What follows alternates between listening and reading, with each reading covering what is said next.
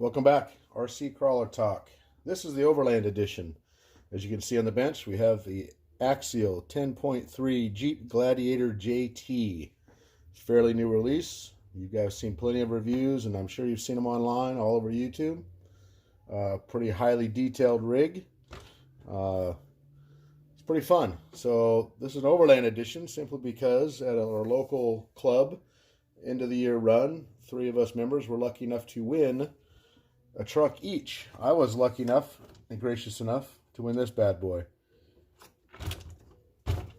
2 of the other guys, one other guy won a Element Enduro Trail Walker. He's also going to be in this. Another gentleman, he won the Traxxas TRX4 Sport. We thought what a great way to do this is to have a Overland themed build-off. It's pretty cool. It's a good idea. What that's going to entail basically is 2 months. We're going to have weekly updates on what we did to our truck every Fridays. We're going to post on the Pacific Northwest RC Crawler Facebook page. So we're going to have weekly reports there as to plans and updates and what we're going to do. It's going to be a 2-part deal. So the first part's going to be best scale look Overland rig. And then the second part's going to be performance, how it does on the trail as an Overland type setting. Basic, super simple rules. Got to keep it fun, right? We're going to keep the stock chassis, keep the stock transmission, and keep the stock axles. Everything else, fair game. Wheels, tires, lights, obviously scale goodies. Performance-wise, ESC and motor and servo. You can keep the stock ones, or you can change them out to whatever you want. It's all fair game, whatever you want to run. Caveat is, keeping the stock axles means no brass, no gearing, no underdrive, no overdrive, all that good stuff.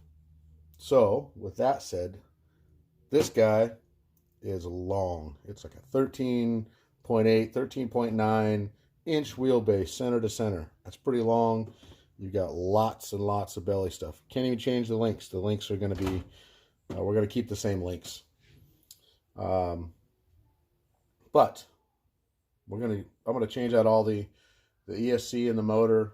I'm going to change out the servo. We're going to get rid of all the ready to run stuff. This came as a ready to run kit. As you can see, I've already started the customizing. Got my sticker on there. Started a little detail going on there. Couldn't help it, but I got to get this video out, so let me just give you the basic overlay of what I'm going to do. Going through all my goodies, I've got 3D printed parts. I got chainsaws. We've got cooler. I've got a fuel cell, maybe. Not all this stuff is going to go in, but maybe some of it. Tow strap. Big gas tanks. Little fuel tanks. Fire extinguisher. Got to have the Optima batteries. I got roto packs we can put on there. And of course, you got the Axial ammo cans. Some Proline scale goodies. Air compressor, high lift, firearm, overlanding, you got to protect yourself, right? I might even throw that little horn guy in there, old homage to the old school Axial stuff. Just kind of something different. Got to have the Axial Fest Spaceship 2018 from Proline.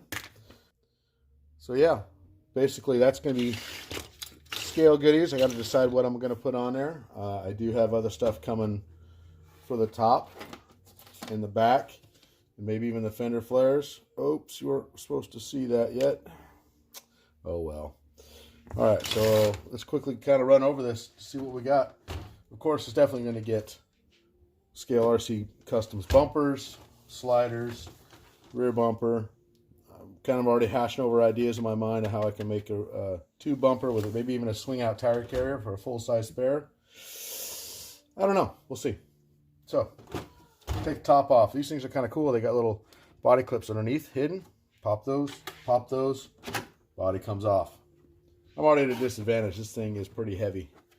It's heavy and it's long wheelbase. So performance-wise, I may suffer a little bit, but that's okay. We will overcome and adapt. It's all for fun, right? So what you got, this came ready to run. It has the, I already loosened these up, as you could tell, but to get to the motor, take off this faux motor. Heck, I might even paint those up to make them kind of scale. Unfortunately, painting's not my thing, but we'll see what happens.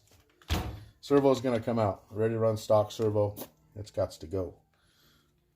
Probably going to be running Holmes Hobbies V2 or a V3. Stock electronics. Dynamite 35 turn brushed motor. That's got to go. However, the Spectrum Firma ESC. This is the smart ESC and receiver combination that came with the ready to run kit.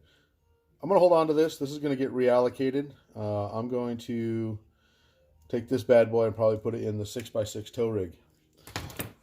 So that's going to go. Dig is going to stay. I'm going to need at least 5 channels on this, simply because I'm going to have steering, throttle, dig servo, winch, and I got a light kit for it. All going to be controlled off the remote. So that's going to go in there. So performance-wise, what we're looking at, 10-3 axles. Of course, they are portal axles. You can see they're not as wide as a Capra, but similar in design. It's all the same AR-44 guts. This is considered an AR-45. Weak point is the panhard mount. That's going to end up breaking. So hopefully I can get through the little trail test and get a couple runs out of it before we got to upgrade that bad boy. Casabamba X, you can run either brushless, censored, or you can run a brushed motor. So we also kind of want to keep it somewhat budget friendly. I know this isn't budget friendly, so I may switch that up to like a Hobbywing 1080 or something to that effect. We'll see. We'll see. I know the electronics are going to get changed out, so we're going to start with that. Performance-wise, some things I'm going to do to it. This thing is pretty top-heavy, and it's going to get a lot of weight on the body. So I need to stiffen up that suspension. We're going to keep the same shocks. We're not going to change the shocks out, but what we're going to do with the shocks, I may end up internally limiting the travel, and or both. I'm going to put some heavyweight oil in it just to kind of slow it down a little bit, so it's not as reactive. Like I said, it's going to be top-heavy. Now, I'm no professional, no expert in this, but my other trucks that I've done that are fairly heavy, it seemed to help quite a bit. So we're going to start there, and we're going to work our way up. Now, as you can tell, you got battery tray here, and I believe this is another option for a smaller battery tray. Being as how this is an Overland truck, you want to have lots of runtime. So with that being said, this is the normal battery that I use in my comp trucks. It's a 1300 milliamp. It's pretty small, but you're not going to get lots of runtime, especially on a heavier truck like this. So that's not going to work. And that guy is definitely not going to work. Oh, you weren't supposed to see that either. Oh well. But 4100 milliamp 3-cell LiPo goes right in the back like that. I don't want all that weight back there. So you know what? I'm going to try to take this whole adapter plate and I'm going to put it up here on the slider. Just like that. I'm going to keep that weight a little bit lower. Going to keep that weight a little bit farther forward. It's going to help in the performance aspect a lot, right? So I'm going to try to be doing that. Right now, that's what I'm going to be focused on, doing that. I'm going to do some lighting. We're going to do something with these sliders. Definitely going to be doing something with the bumpers, right? I have a Warren winch, the 9.5T, RC 4-wheel drive. See if we can't integrate that thing in there somehow like that. I don't want the nose sticking out too far, but we got to go for the looks, so I'm going for the looks. Heck, I might even throw in a rear winch. This is a dual motor, yeah, racing. It's not the greatest, but hey, be a cool little winch. Put it in the back. Maybe I can make it switchable off of one switch with a little toggle switch to switch front and rear. I don't know. We'll see. We're gonna play with it and find out. This is gonna be a fun build. So if you want to follow along, you can follow my channel. I'll be putting weekly. Every Friday, I'm going to post up a new video of what progress I made during the week. Let's hope I get some progress made. And you want to follow the other guys as well, or follow all three of us. We're also on Instagram, Scale RC Customs, Team Pain RC, and Cornfed 567. Hope that's it. If not, I'll put it in the video. All right, so yeah, I guess that's the gist for now. Oh yeah, first week. Here, let's put the body on.